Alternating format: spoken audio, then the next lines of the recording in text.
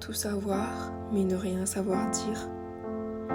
Tout garder parce qu'il n'y a juste personne pour comprendre. Enfin, à quoi bon quand tout ce qu'ils diront sera courage? Tu dois être forte, prie. Tout ça qui montre qu'ils veulent juste connaître mon histoire, mais qu'ils ne savent ni n'avaient l'intention de me consoler. Nourri par la curiosité, dit-on. Ce n'est surtout pas la première fois, ni la 10e fois, que je me plains en silence et cherche du soutien dans mes mots et ma musique.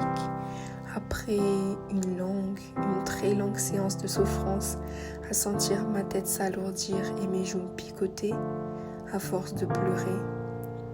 Non, c'est la énième fois, et mes souvenirs remontent depuis mes 8-9 ans. Comment un enfant de cet âge a réussi à lire à travers les problèmes que les adultes essayaient de cacher? Je me déteste d'avoir été si futée et d'avoir eu à porter tout ça pendant 9 ans ou plus. J'aurais aimé être un enfant insouciant qui ne pensait qu'à jouer au Barbie, au lieu d'essayer de faire en sorte que mon frère ne puisse jamais ressentir ça trop tôt comme moi. J'aurais eu l'occasion de penser que mes parents s'aimaient et que ma famille existait encore.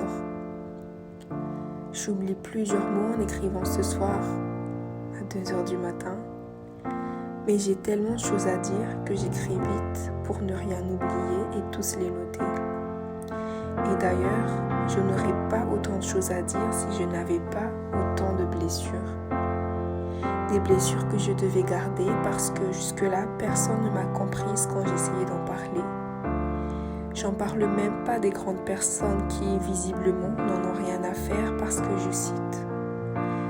T'es encore un enfant, tu ne sais même pas ce que c'est de souffrir. Et vous savez, je n'ai plus été un enfant depuis le jour où vous m'avez pris tout espoir et vous m'avez complètement brisé.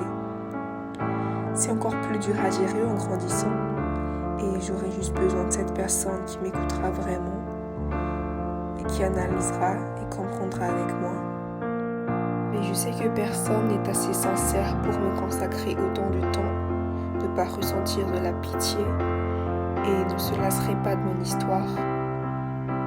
Le seul et l'unique être qui comprend tout et qui a l'intention sincère de m'écouter est Dieu. Même pas mes parents, même pas ma famille ni mes amis.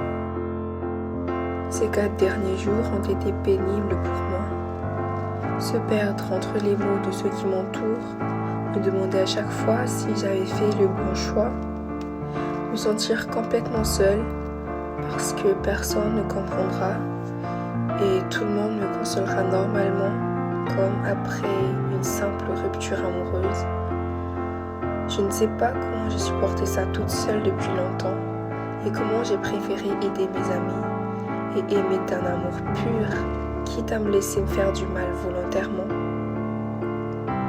Finalement, je dois être forte, très forte même.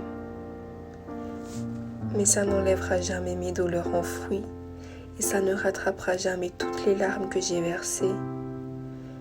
Mais oui, je suis forte et je m'admire.